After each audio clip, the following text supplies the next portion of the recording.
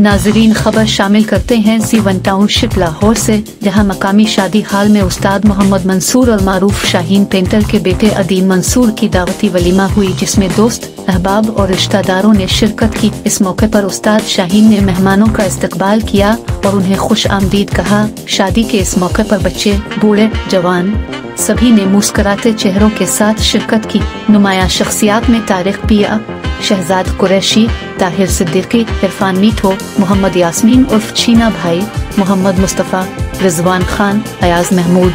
नसीम अख्तर, अनवर राजपूत, फहद, जावेद, रियाज भूला, मोहम्मद अली खान, मोहम्मद जुबेर, सैयद कमर अहमद सब्जवारी, सैयद मोहम्मद फिरोज, उसामा मंसूर, शाहिद सलीम, मोहसिन हुसैन, एहसन, लाल खान उर्फ लाला, दानिश, एजाज शाह, फहीम, मोहम्मद शकील, मोहम्मद हफीज, मोहम्मद अकरम और दीगर सैकड़ों ख्वातीन और हजरात शामिल थे।